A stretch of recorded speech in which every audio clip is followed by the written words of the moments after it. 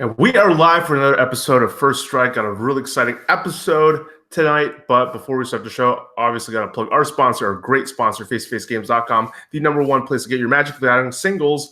This week, select singles up to 50% off. A lot of them, most of them, are actually modern staples. So if you are missing some modern staples, they might be at a huge discount right now if you go to FaceToFaceGames.com and click on the first banner you see, and that will direct you to a list of cards that are off. Tonight, got a special guest, someone that is from the Montreal community, someone who is known to be associated with the mono blue turns deck, just like our previous guest, Davies Clark, someone who had success with the deck at a recent Magic Fest. And now, this past weekend, he just took down an MCQ that I personally was at there with Bant Nexus. Mr. Matt Stein, how's it going? It's going great. Thanks for having me on. I'm really excited. It's great. I think when I posted a screenshot of you messaging me if you could be on at some point to John, I think it was you, John. You're like, wow, shot call. Definitely just message me, and then you're on the show right away. I had to deserve it, though. I definitely had to win my way on here. It was funny, though. I think when you messaged me, it might have been even shortly before or after Davies Clark's win. And it's just funny that he's someone that you work with in Modern. I don't know if you work with him in Standard, but we just had him. It's just a coincidence. Boom, we have him, and I'm happy to have you on. Yeah, his win inspired me. Like we were in the same car. He was mentioning I built the Gruul list like 12 o'clock at night. Played no games with it. He just ran the Standard Classic. So yeah, I gotta follow suit here. Gotta get the Turns Cabal on the First Strike podcast. I'm getting tilted because John, I don't know, out of nowhere, John keeps using the same words in not only our chats, but in our personal one-on-one chats, Cabal and Skewer. It's getting. I've noticed this kind of stuff all the time, and I assume that English is not your first language, John, because you constantly just use idioms in anything you can fit an idiom in. You jam it in there. Go on, John. We're gonna give you a chance to reply to this, to our I don't know. Like you called it the underground dojo once, but I think a cabal is more accurate. It's just like a bunch of underground like secret society working on these like obscure decks. But cabal will be a bit more accurate. So yeah, I'll keep using them. As Andy said, I'll keep jamming these. English obviously isn't my first language, but I'll keep jamming these idioms and hope it works out. I don't know. I'm a combo player. I'm part of the reason I make content since I started is to build the profile of certain players, and so we want to learn. I want people to know more about you, Matt. And let's start from your beginning. When I first met you, you were just some kid who, as you said prior to the start of the show, very bad at Magic. So tell us about that. Yeah. So. My brother, who some of you may know, got into Magic. He basically liked the pictures, and so him and my dad collected a set of like Legions. And they showed me. I was like, "Wow, this is pretty cool." I'm like 5 or something, and slowly we buy like some starter decks. I remember getting like a Ravnica Gruul versus Izzet starter deck. I love the Gruul deck, but I was never really that great. My brother was always better than me. He even played you in like provincials in a top 4. That's a remembered match in our house. And then slowly started getting better. I remember when I was just starting to play PTQs, they were just ending actually, but I was terrible. Like I think my win rate in PTQs I checked was like 25%. It was like 13. I couldn't get decks. And then once the PPTQ system started, though, I realized that, I could actually spend like my weekends, playing Magic tournaments. In Montreal, we have a lot of smaller stores that all got PPTQs. So there's some weekends, some months I would play 2 PPTQs a weekend for a month. And it was great for those who had the time. got me to qualify for like 7 or so RPTQs, and I was able to spike one. And that was for Pro Tour Dublin 2 years ago. And then since then, I was telling my car mates when we went that for Ottawa, it was my first ever PTQ out of Montreal, and just so happened to win. It was very exciting. I'm gonna share that story how I lost your brother so that John can laugh at me. It's one of those things where I finally learned for certain cards you have to react before things happen, and I lost to I forget. I was playing a Jerry T special, I think, some sort of. You were playing blue-red like Inferno Titan, Frost Titan deck. It was a sweet deck. I lost to Quest, the White Quest, Quest of the Quest for the Holy Relic. Holy Relic.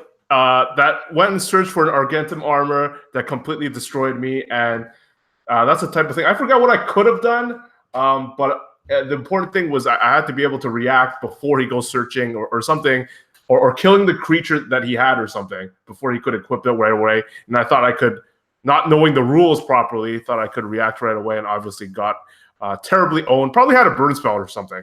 Can't really recall, but I remember just getting completely owned. Back to you. But now it seems like you're saying that all this practice, you went from a kid that people would be shocked to do well at a tournament to someone. So I feel like I'm not even surprised that you're putting a result at the GP at the Magic Fest and now winning this thing. Lots of progression, and it sounds like by grinding all these PPTQs, lots of practice went into it. Yeah, definitely. For the PPTQ system, it was really great. I could just choose a deck, really learn it. I remember there was a standard. It was like Delirium. It was blue-white, Spell Queller Spirits, and it was green-black Ishkana Delirium. I remember just playing that format so much and those were basically the only 2 good decks in that format, that I had so much tech for both the mirror and that deck. And you just slowly build momentum, especially through those seasons, to where the end, top 8ing basically everyone I play in and just hope to spike the top 8. So yeah, those definitely got a lot of practice, and slowly playing more GPs, even some SCGs, definitely got a lot better. Okay, let's jump to the exciting part, to your deck choice. Prior to this tournament, me and Andy had been trying out the Dreadhorde deck that Stratsky, Sifka, Flock, that cabal, if you will, was working on and popularizing. And when I played it, I thought it was for real. I talked to, of course, one of my best friends, Alex Hain, who also thought it was for real. Andy dominated the Qs, and it was expected with its showing, with Jim Davis showing at the SCG. It was starting to pop up in numbers that there was going to be a strong presence at this MCQ, and it ended up being true. We saw quite a bit of it, right, Matt? Yeah, we did see a bit of it. I think I played against it twice in the tournament. Definitely a very impressive deck. Definitely just all the great Explorer creatures. Teferi's just busted. Busted in all formats. But yeah, deck is definitely real. I played it, like I was playing it. I ended up landing, and I played against the mirror twice. So it was definitely popular. And I think there was a metagame breakdown that Wizards Tower ended up doing, and Mono Red was still up there in popularity. So what was your thinking? What was your prep heading into this tournament? Yeah, so my prep going into this tournament, first I played the Montreal MCQ, where I played Blue-Green Nexus. Got to take more turns. And while I like Blue-Green Nexus, I found that its flaws were very, you could definitely take advantage of its flaws, the big one being Teferi and Narset too. And so I believe I was like 4-2 or something in Montreal, and I played against Gabriel Laporte, and he was playing some banned cards. I wasn't really sure what was going on. He's playing Gift of Paradise. I was like, what is he trying to ramp into? And all of a sudden, he just started taking all the turns, and I was like very impressed by his deck. And he ends up beating me. I think I went 4-4 in Montreal, and we started talking after, me, him, David Schneier, and Davies, and we started tuning this Bant deck. Most of the ideas did come from Gabriel, but we started testing other ideas, and we finally settled to a list that we liked for Bant. Went to SEG Syracuse, started 0-3 in the event.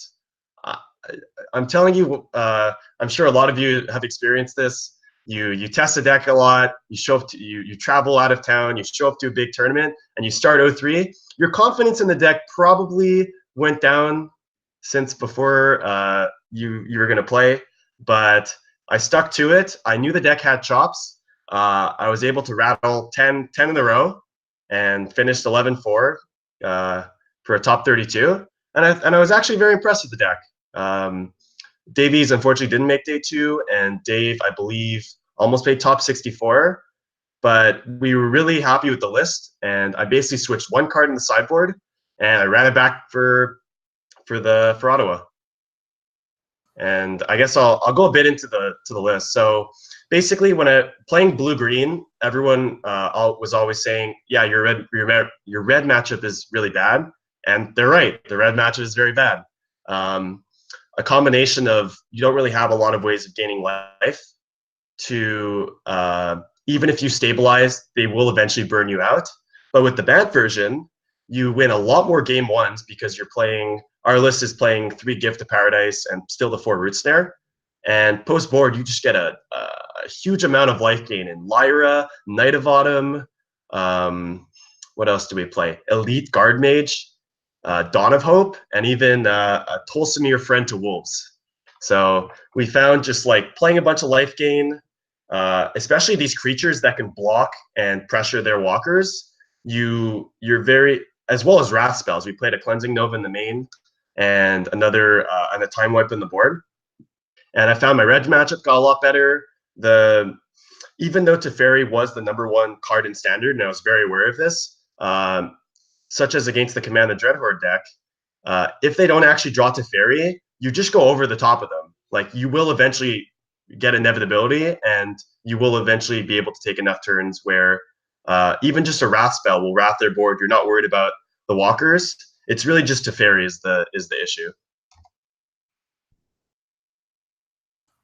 John, you've been in the lab a lot this week. Have you stumbled any list with Gifts of Paradise? Are you surprised? Have you seen Matt's list?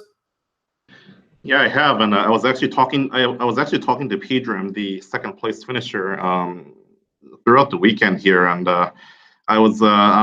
Your list definitely caught my eyes, Matthew, because it was very, very hateful to aggressive decks, and between the Knight of Autumns and the Lyris and the Sweeper and the Tolsimir, it's like, oh well, you cannot possibly sideboard as though they're just normal Nexus, because usually as red, we just like take out the top end bombs and we bring in the war boss or whatnot. But there was so much like life gain that we probably needed to go a bit longer.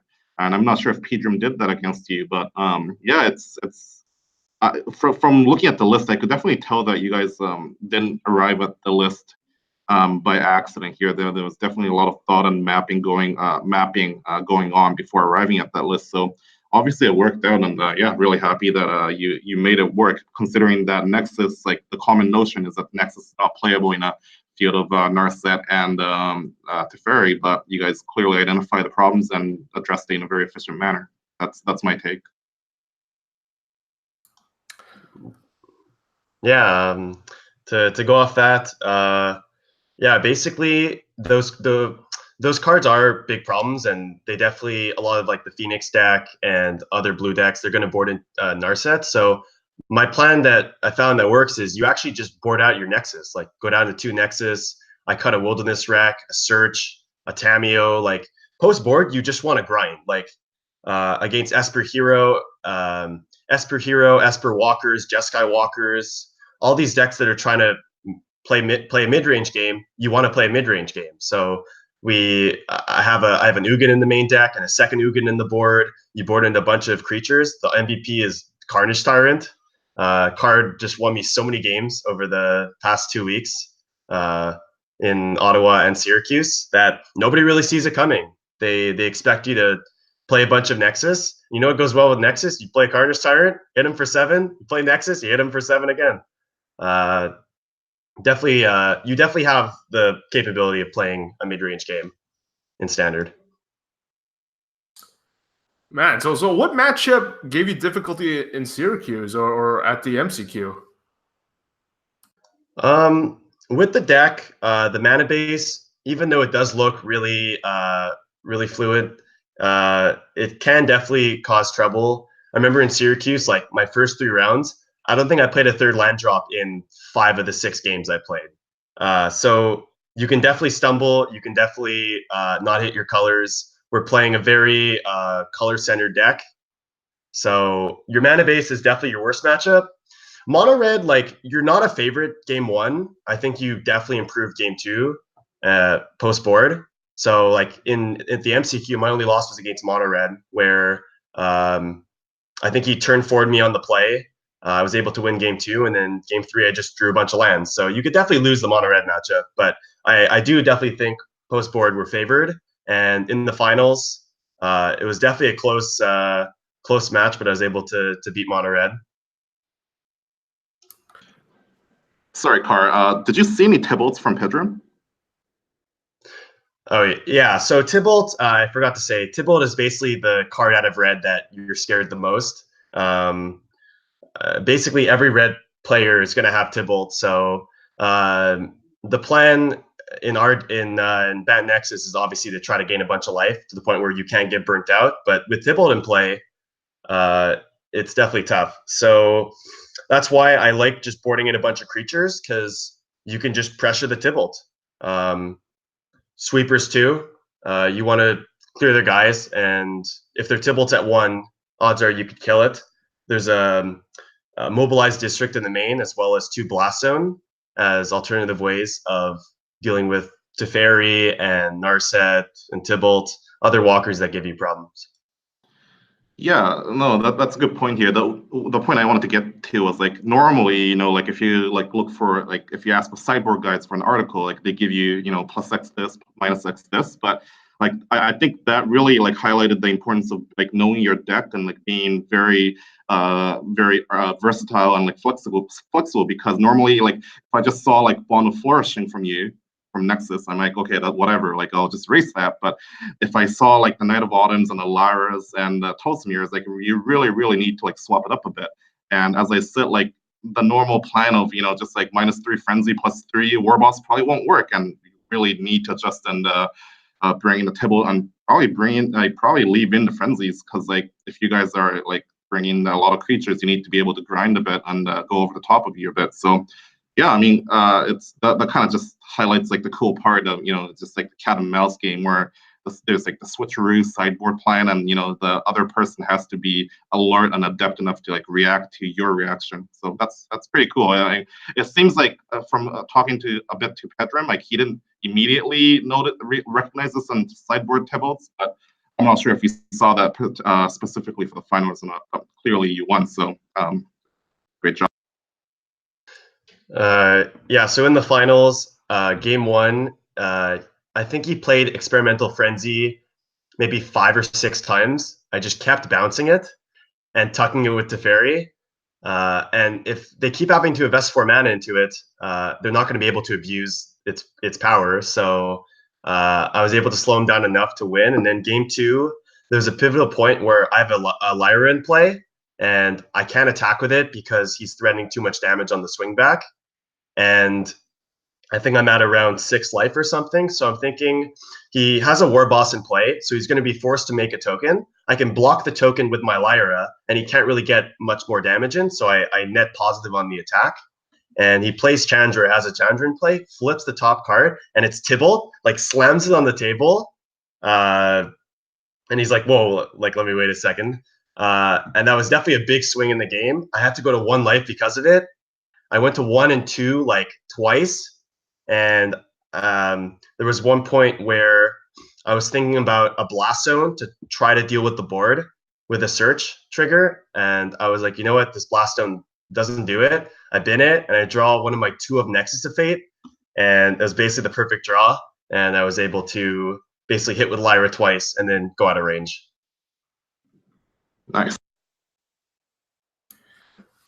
So I'm just curious about one last thing about your deck, Matt. Like, how do you fare against like in the mirror or other Nexus decks or like these other blue-green decks that try to go over the top with. There's many versions now. There's like Nissa plus Nexus of Fate that William Blondin also took to the same top 8, and then there's mass manipulation, stuff like that. So against Bant Nexus, the Mirror, and other blue-green decks, I want to know what you think about your matchup. Yeah, so I actually played Bant Nexus against Blue Green in Syracuse, and I did lose, but I do think that matchup is very good for you. Just the combination of main deck Mini Teferi, which is the best card against Nexus, so being able to play it is definitely a big plus, as well as 3 Dovin's Veto in the sideboard is definitely a big game against the blue-green Nexus. So I do think you're favored in the matchup. One thing I will say, the game I did lose, or the match I lost, I ran out my Wilderness Rack into his negate, and then he untapped, played Wilderness Rack, and I basically couldn't catch up on mana. So if you are going to play mirrors, I would say be the last person to play your Rec, because it's one of the most important cards in the matchup. I really haven't played a lot against the blue-green Mass deck. I don't think it would be that bad for you, just because you will have counter spells. Their ways of like stealing your permanents isn't that effective, because you're playing bounce spells. So I haven't played it against it a lot. It doesn't seem too bad, but I would have to test that more to give you a reasonable, answer on it. All right, let's switch it up. Let's go to my man Andy, who had the honor, the privilege of playing the online MCQ Arena MCQ. Who last we heard on this show might have had some difficulty fitting some games in. So let's hear all about it, Andy. Well, so first thing I did is I woke up. Very important start to every day, and I went to my computer. And like I'm literally like out of bed in the computer, and I'm just like register, and then I saw that it would let me play right away, and I'm like, I don't have to leave for like half an hour. Maybe I could play around right now, and so I did. I played around like literally like I was asleep 5 minutes ago. I got up and I played around. I played against Mono Red and I beat it, and then I went to work, and it was a really slow day. So they let me go home early, but I did not need to go home early because I died out of the tournament pretty fast. But I will say this, having a tournament that I play on Arena, when you lose, it feels so much less bad than when you travel like 2-3 hours to a tournament, because I was already home.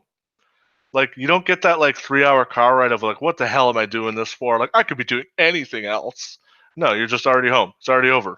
You can take the Band-Aid off and play some Rocket League or play whatever games you want to play. So that part of it felt nice. I played the 4-color Dreadhorde deck, and I think I misevaluated a couple things. And so, like, while on paper Mono Red doesn't seem that bad of a matchup, I think what it really comes down to is that you can't kill them through an experimental frenzy. Like, you don't have a good clock against like a bunch of ground creatures if they just like play a bunch of creatures. You can't kill them fast enough. And I think that's one of the main reasons that I think Lyra is so good in the format right now, is because it's like very good against Mono Red and kills them in 4 turns. And I think killing them is just so important. It sounds ridiculous to say, but you can't just stabilize against this deck and win with like garbage, because their things go over the top of you really fast. Like Experimental Frenzy will kill you all by itself and will make it so you cannot win on the ground. And I think that's a part of the reason where I think I'm moving towards Sultai Dreadhorde, because Krasis is a way to kill them, and it's good in the matchup. And like Nissa is like really hard for Mono Red to beat if it's early, because it has 6 loyalty and making 3/3s is pretty good. So I think that's kind of what I'm moving towards right now, based on my experiences about how the Mono Red actually functions. Was it clear from your end what type of record you needed? It seemed like on Twitter, some people didn't really know. I think it was 6-2. I thought 6-2 you would make it on tiebreakers. So like I think that was okay, and it ended up being that, I believe. So you would do it again. You would try to qualify for another one of these things. I didn't know that you could qualify this month, so I sort of blew it there. But I know what I'll do. I'm gonna drop, I don't know, $80 and just draft, I don't know, 20 times and qualify again. Because I think draft is just by far the easiest way to qualify. Because first of all, once you hit top mythic, you're just locked. There's not 1,000 mythic limited players every month. So like with standard, you can drop like 500, 600 slots in the last day. So like I just want to grind, get in, move on, never play it again. I did not play a single match after I hit mythic. Actually, I played 3 and I lost them, and then I was like, let's get out of here. But that's all I did. And honestly, I ended up finishing like 540th after coming in at 43 and just bled 500 points through the season. Sorry, if I can add here, like I think Andy made a very good point about like what I think is a misconception about the current iteration of Red. It's not like modern Burn. If you just like 1-for-1 their first 4 turns, like they're gonna run out of steam. So the reason why I think Red is very good right now is because they can delver you out in 4 turns and just kill you and like keep you off balance, or it can win in a long run. And if you can't answer a frenzy, like you're just gonna like get outcarded. So as a red player, what I fear is not like incidental like sweepers or incidental life gain. It's the ability to turn the table and like kill me real quick. That's the reason why the Jeskai Super Friends deck is hard for red. It's not because they have like sweepers, clarions, etc. It's that Sarkhan can really kill you fast before I can get set up with my Chandra or a frenzy lock. So like I just gotta like reiterate Andy's point that like if you want a good matchup against red, it's not to stall, it's to kill them. Like it's to stall a little bit and kill them fast. I just want to say I completely agree with both of you.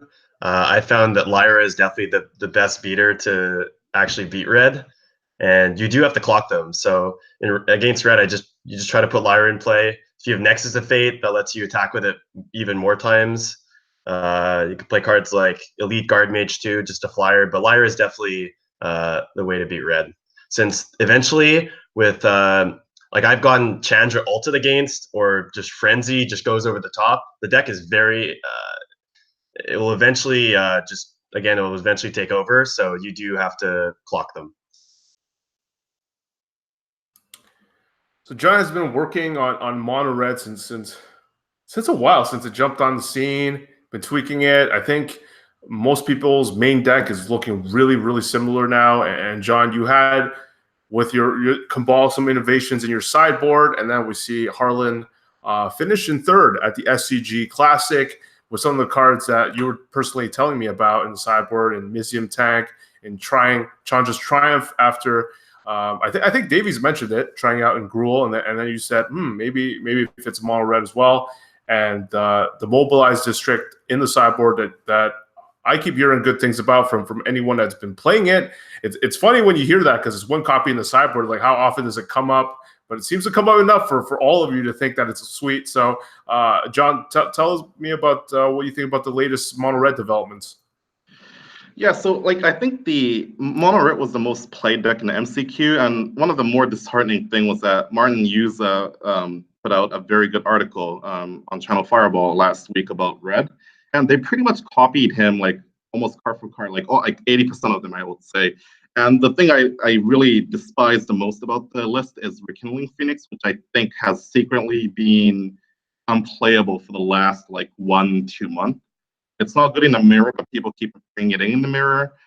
It was good against Sultai, but we have Tybalt now to counteract their Wild Growth Walker and just like go over the top of them.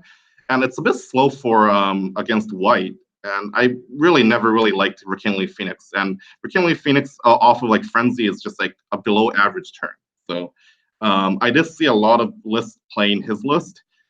We've been iterating a lot in the red cabal, so to speak. And, you know, in the first week, the Haruya MCQ had a 2nd place list that's mono red and had 2 mobilized districts. And my immediate reaction was LOL. But the more I tried it as a meme, and the more I tried it, I liked it. So the reason is that like Autumn Burchett had a very good Twitter chain on how the flaws of the mono red deck and how it's structured and built. And one of the things that I think people are making a mistake is not having the land to reliably land your 4-mana bombs. So I tried it as 21st land off the sideboard when you go bigger during sideboard games, and it's been great. It dodges like Deafening Clarion, Shock, Moment of Craving, anything that's like sorcery speed, Teferi bounce. It ambushes Super Friends, Planeswalkers, etc. And it's just a good grindy deck, and it helps you cast these spells on time. Mizium Tank was something that Harlan, I believe, suggested in the chat. I kind of scoffed at it at first, but it's kind of cool because it tramples over the little Kasmina or Saheeli or small construct tokens, and it doesn't get hit by sorcery speed removal, which is cool. I think I'm a bit medium on it, and the other one was actually inspired by Davies. I was listening to him talk about how good Chandra's Defeat was in his Gruul deck, and I kind of thought, hey, we play Chandra too. Like, why don't we do that? And I know the Super Friends aren't magic for us. Why don't we just have extra removal that can potentially do 5 damage to Teferi that just upped?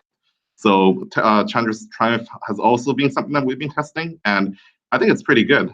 And but I'm kind of off red this week.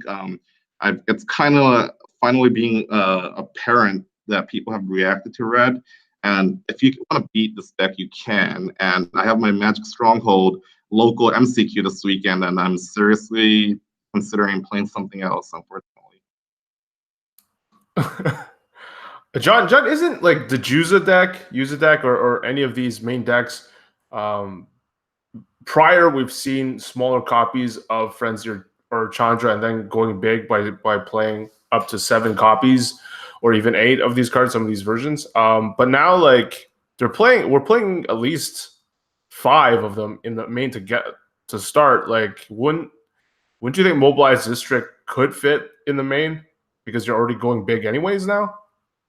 Well, my build is like I take out a lot of smaller cards, sideboard like Firebrands and like Shocks, which are low impact, in favor of Tibbles, in favor of like more Frenzy and Chandra. So games also tend to go a bit longer in the post board, and that's my logic for having the 21st land in the sideboard. Whereas Red, I think, has one of the most streamlined and best game 1 configuration as is. So I'm happy to just like keep the baseline as is and adjust to other people's adjustments. That's my logic. So what have you been toying with? So I keep seeing these like Super Friends decks and these like 3-color, 4-color abominations. If you look at the Star City Classic, it was won by 5-color Dreadhorde with Nicol Bolas. Like, what the hell's going on? Like, it's becoming more and more like inbred. Like, and you know, like the power level of other decks in the format keeps going up and up. So my thought was either go over top of them or get the hell under them. And I just feel like Red wasn't doing the get under them thing a lot well. So Tangrams, one of the best Magic Online grinders out there, I think, had a pretty interesting post where he, in the standard mocks list, he 6-2'd with what I would call the Simic Tron deck. So they have Mana Dorks, they have Growth Spirals, and they have, what is it called, Atamios, Nissa, which I think was heavily slept on. People are finally realizing how good it is. And we just go over top of them. No Wilderness Reclamation, because it's like that's really bad against like Teferi. And one of the inspirations for this sort of ramp deck was to circumvent baby Teferi and just ignore them.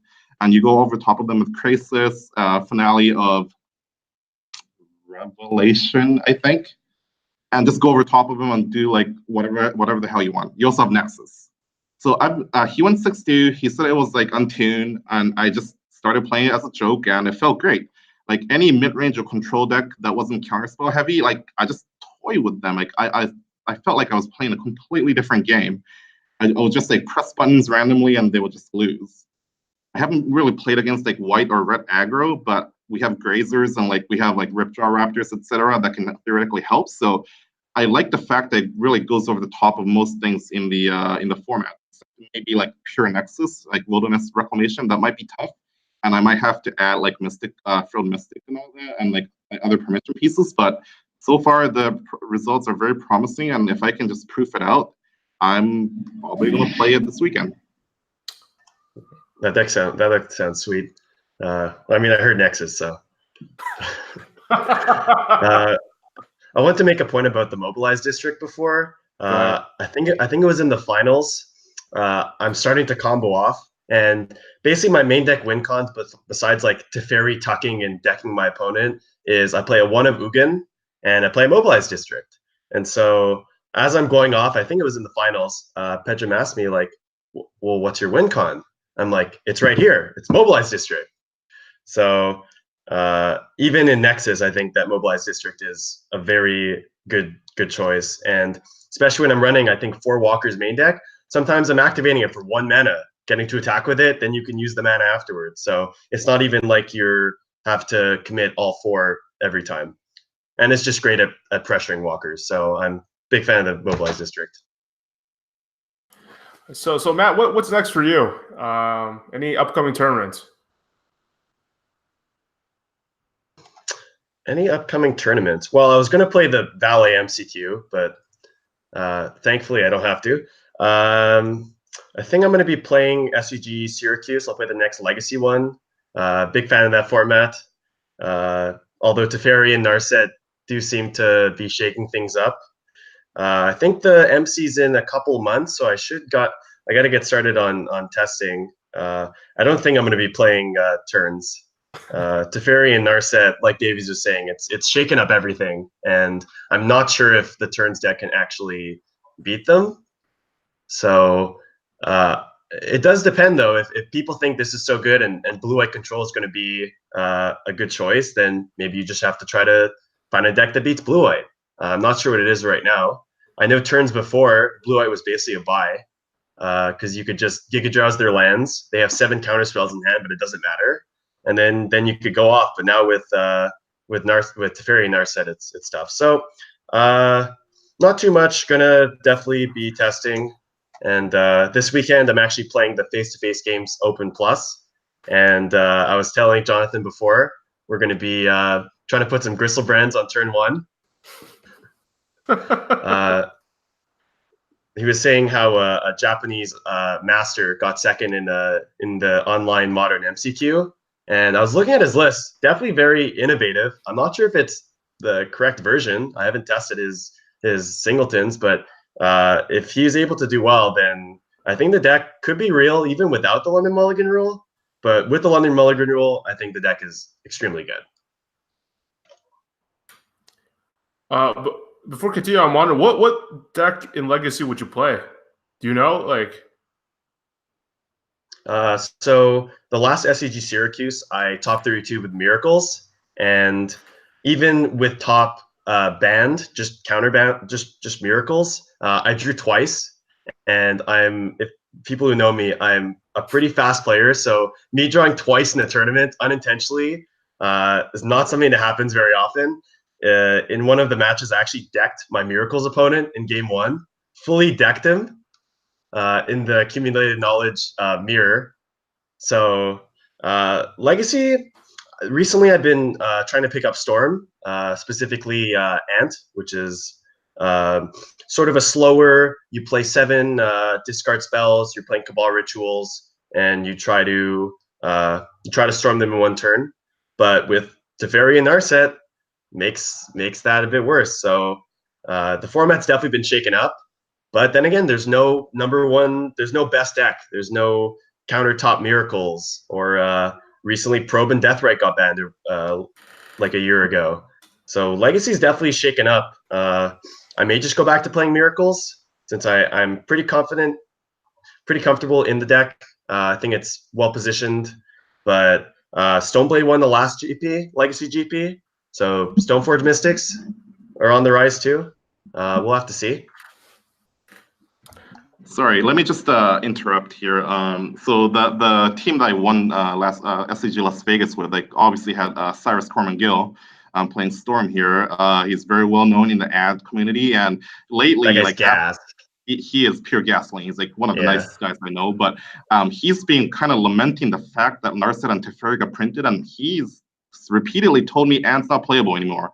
There's too many Chalice decks because of the Karn the Great Creator. There's too many Miracles decks because of Narset, and he's just being off. Like, very discouraged by Ant, so to speak, and that's his baby. So I don't know. Like, as someone who also plays Ant, and like I bought into Storm Legacy because of Brian Cook's website, theepicstorm.com, and I picked up Ant because of Cyrus. I'm a bit discouraged too. Narset, like these 3-mana planeswalkers have had warping effects in all formats. Like, when's the last time you can say that? Like, standard, modern, legacy, even vintage. So the changes are real, I think. And yeah, it's crazy. People who are going. Sorry, I was going to say, like, people who are going to be rewarded in this first 4 weeks of the new format. Like, it's going to be the people know and people who test hard and people who can reveal what the actual tier 1 decks are. And I think that prior knowledges and prior notions are going to be invalidated very fast. Like you mentioned before, I forgot even about Karn Lattice now. Karn and Mycosynth Lattice. That's been shaken up modern. Tron and Amulet are becoming Karn Lattice decks. Even in Legacy, all the Eldrazi decks, the Stompy decks are. There's even a mono white Bomberman deck that you can.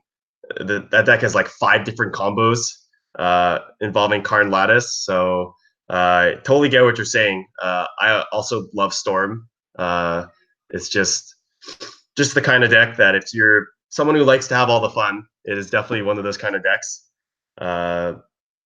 Even in Vintage, I remember Cyrus posted a list where you're playing Narset and you're just trying to play a bunch of wheel effects, Wheel of Fortune. There's Time Twister, there's Windfall, and you just want to draw 7 cards and have your opponent draw 1.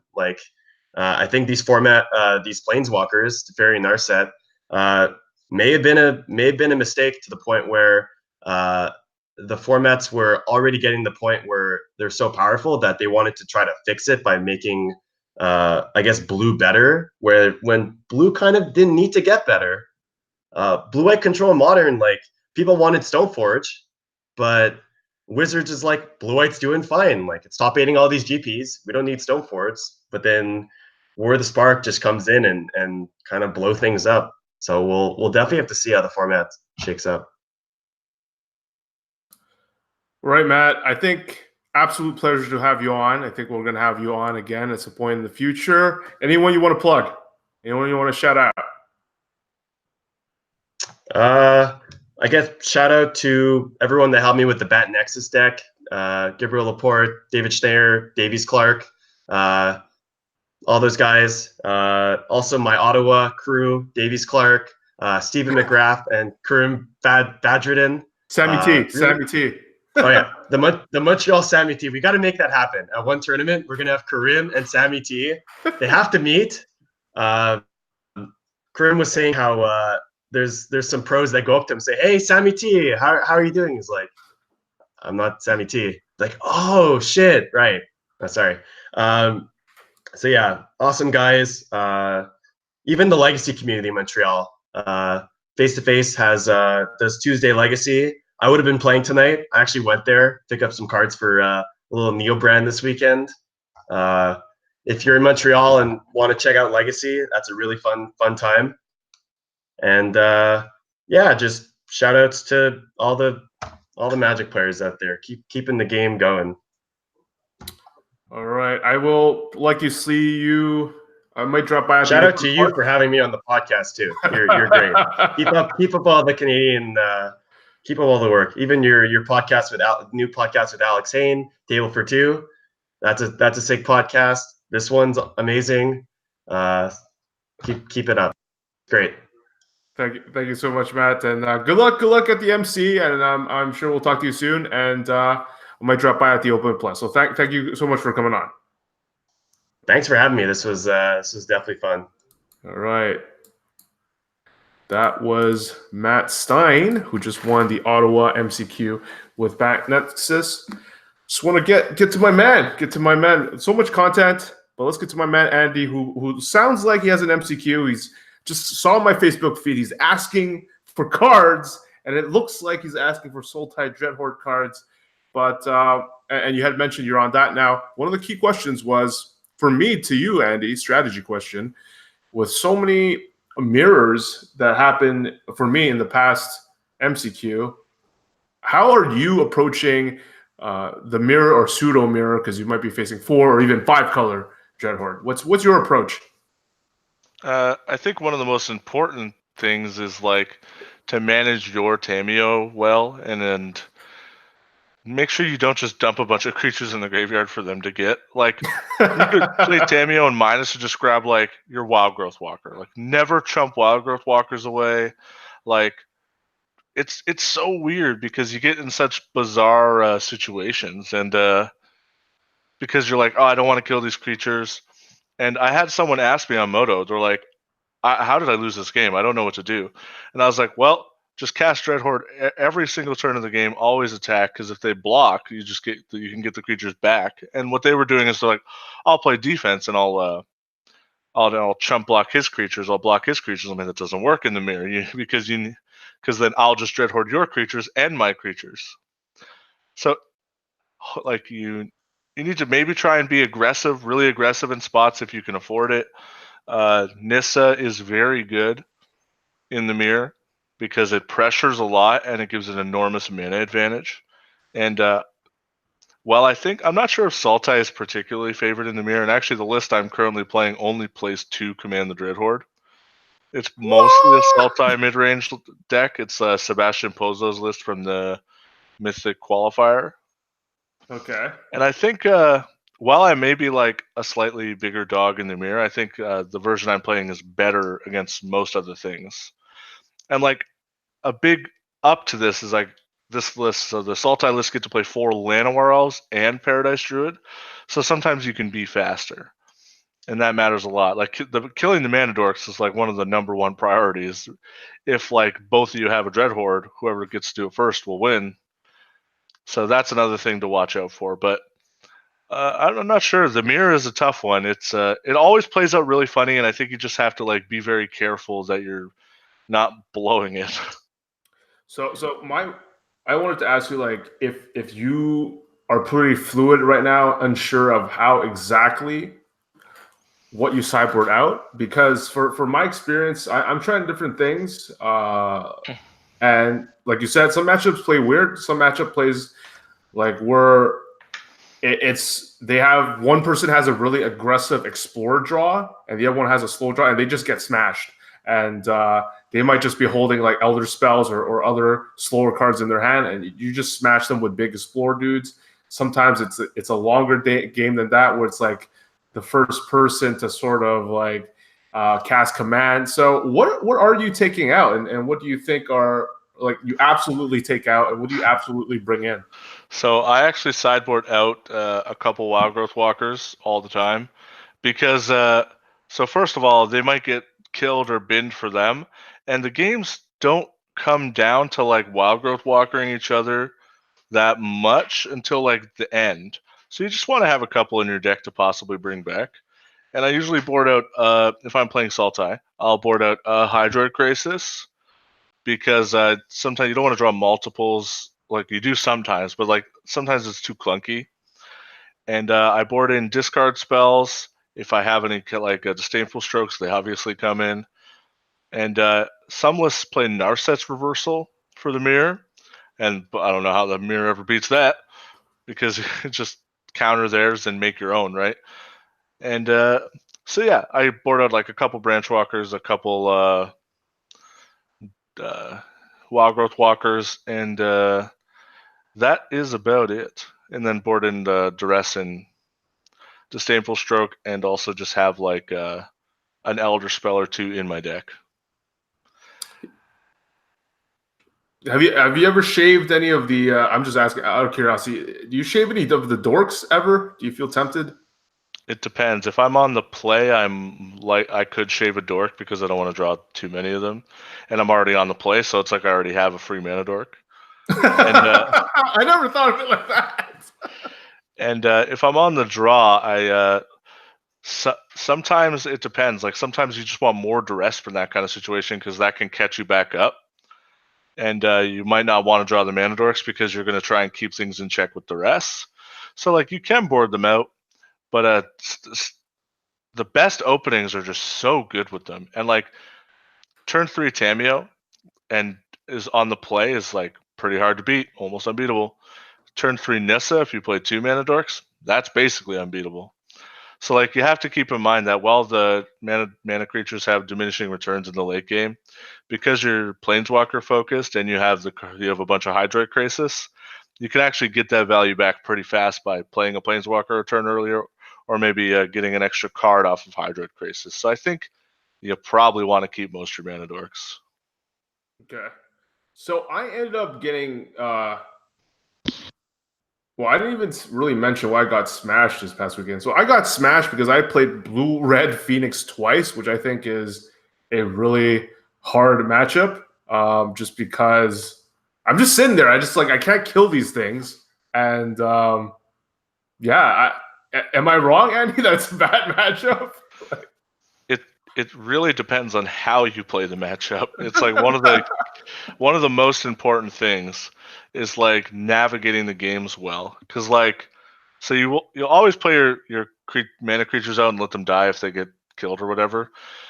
But a lot of it comes down to timing your Wild Growth Walkers well, because they actually have a hard time beating a good Wild Growth Walker draw. So like if you have something else to do that doesn't waste all your Explore creatures, it's definitely worth considering just holding it till turn 5 till you can go like that plus Jade Light. Because I think that, so like Wild Growth Walker Jade Light is just very hard for them to beat. That's 6 life, 2 big threats, usually depending on how the Jade Light hits. And it's a 3/5, which is not killable in the main deck for most of these, outside of double removal spell. And sometimes they're a little clunky. But just try and manage the game and remember that you do have to kill them because their flyers do have inevitability in this sort of way. But Nissa is really hard for them to beat too if you can land it early. Like 3/3s that produce mana and like your mana gets doubled gives you this huge advantage. Hydra Crisis is hard for them to beat. You play a 5/5 Crisis. Play a shock land to make your Crisis a 5/5 if you have to, because 5 once again is like the magic number against those decks.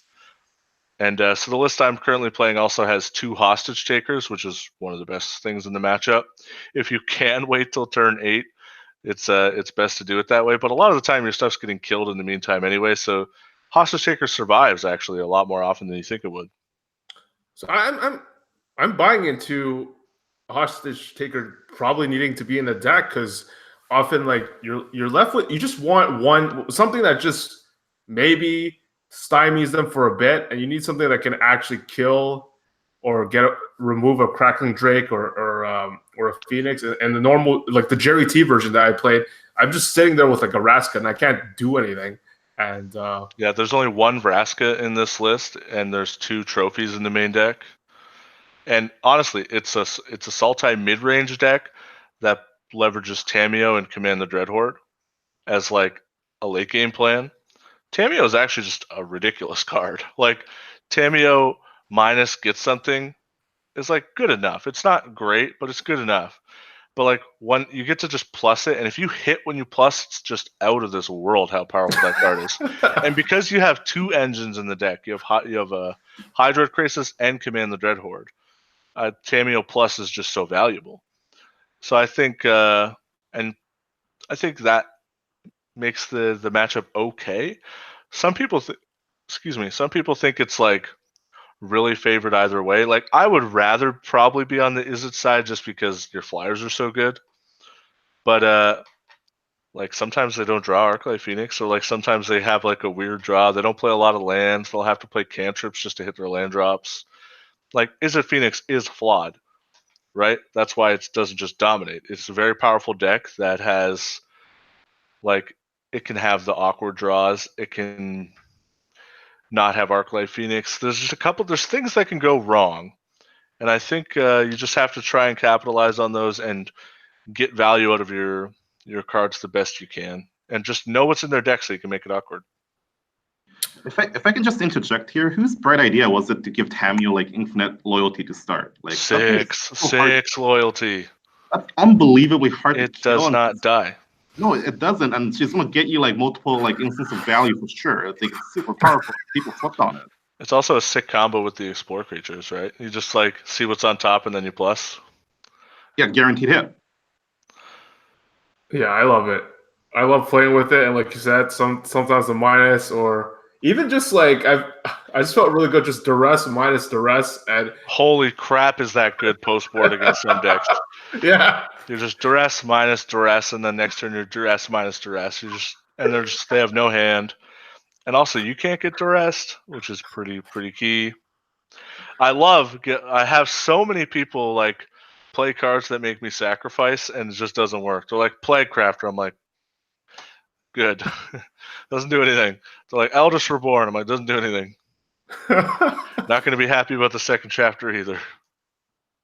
What do you guys think about the Star City Classic winner, which is titled 5-color Dreadhorde, notably for Tristani and Nicol Bolas Dragon God? All right, so you have the deck list up, right, John? I do. Let's have a thought experiment. Count the white sources for me. Count them. 1 Godless Shrine, 4 Beacon, 1 Chapel. No, Beacon does not cast Tristani, John. Oh, that's true. Let's see. One Shrine, 1 Chapel, 2 Temple Gardens. Is that literally 4 lands? Holy shit. Yeah, that deck's bad. That deck is very bad. Like we're not even going to start about the red for a Nicol Yeah, Bolas. it plays like what, 2 red lands? Yeah, I mean Beacon casts them, but still, yeah, 1 Crag and 1 Stomping Beacon Ground. does a lot, but it's not that much better than Teferi or Ugin. It's not. It's incredible the lengths they go through to ruin their deck. The Tristani is like, I've actually been trying to really hard to build a deck that can like play white cards, because I think like a white plan of like Othakaya and Shalai would be really good in the deck, but you just can't make the mana work to cast it all. And I think Sultai, if you're going to try and play like a less Dreadhorde game and more fair game, I think you just got to go Sultai, because Nissa kills fast, and the double mana is it's ridiculous. How often how often can you guys cast Baby Teferi in a timely manner with just the Paradise and the Beacons? Well, I'll be honest, it does happen quite a bit. All you need to, if you draw 1 Beacon, it's it, right? You're in. So, like, yeah, sometimes you get mana screwed for sure in the deck, but the deck really struggles to cast its double black spells out of the sideboard, so it loses the utility there. And sometimes it struggles to have triple green for Wild Growth Walker plus Jade Light, which comes up for the way I play the deck all the time. And yeah, the deck definitely has mana problems. It can cast all its cards in a normal game of Magic, but you might not get to cast them like at the time you want to. You just cast what you can cast at the time. Yeah, I don't think I have the same experience as Andy. And the same opinion on the 5-color Dreadhorde deck. I don't think Nicol Bolas is that much better than Teferi. So Tristani, sweet tech for the mirror. yeah, It's like a good body, but you cannot cast this card. Don't put uncastables in your deck.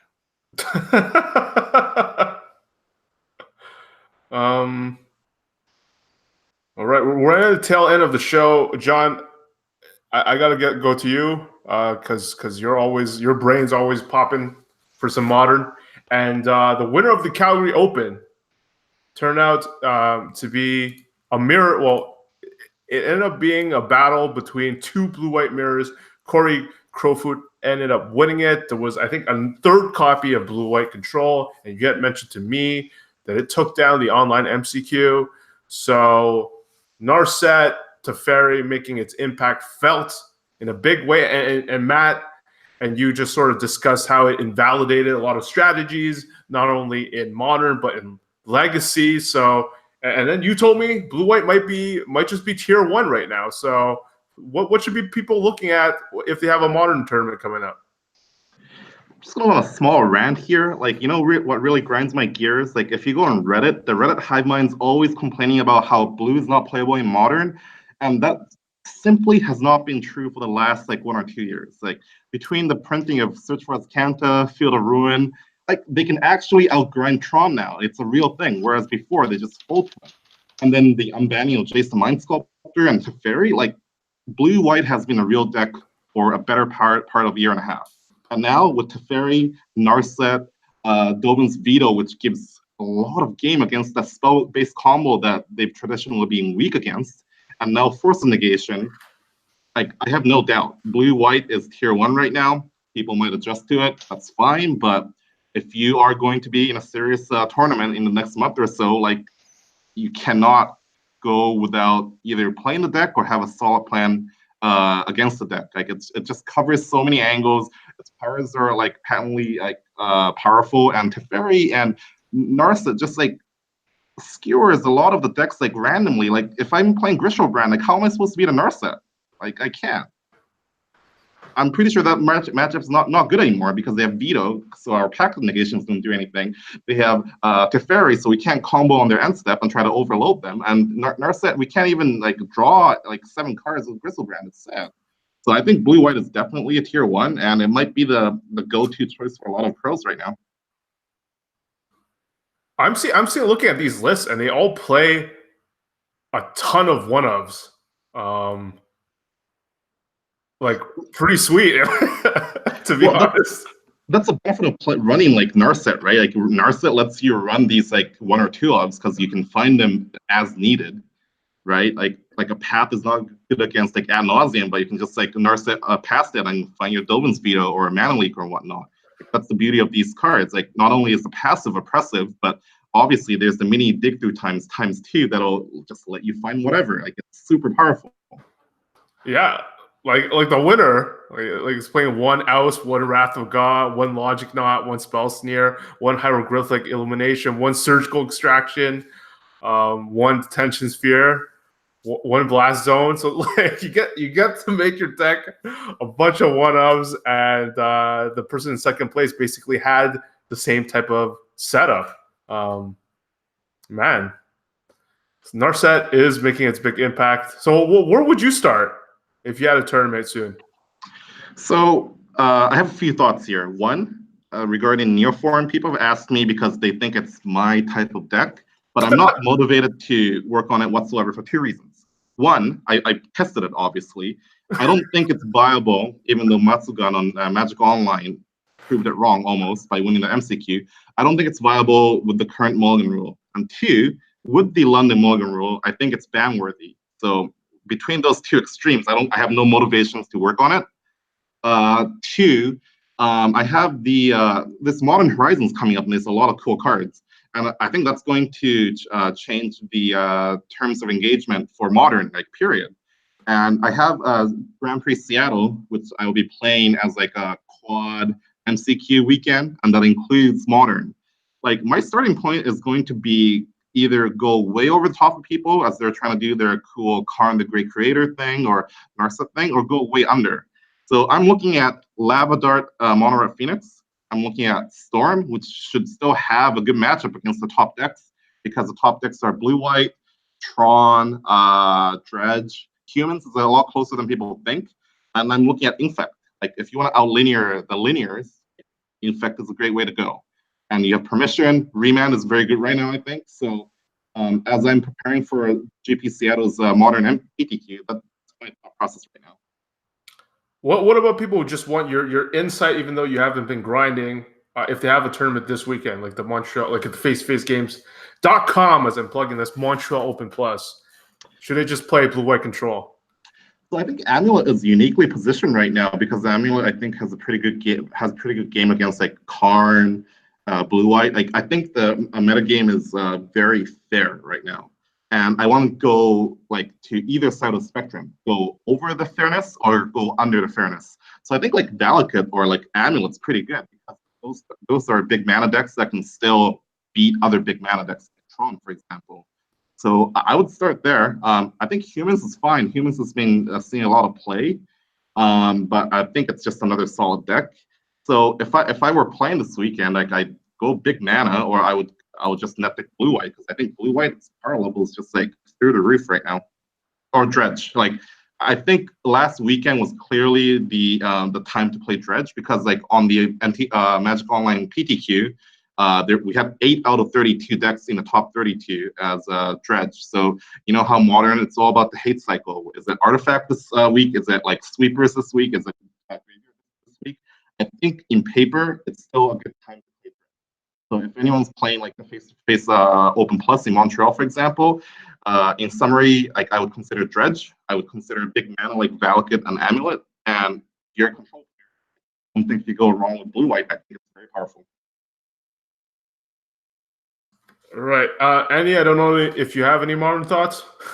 I think your mind's on standard. I would play Izzet Phoenix, and I'd probably not play the 4 Pyromancer Ascension version because my brain is not big enough to get it. I'd rather just play the normal version. And yeah, I would just play Izzet Phoenix. I think the deck's still good. And maybe it gets better with Lava Dart. I don't know. Lava Dart's a pretty dang cool card. And I think Narset's unreal. When Narset is good, it's like it's busted. It's cost 3. Costs 3 mana, draws you like 2 of your best top 8 cards or whatever, and then has a static ability. So you still have to kill it.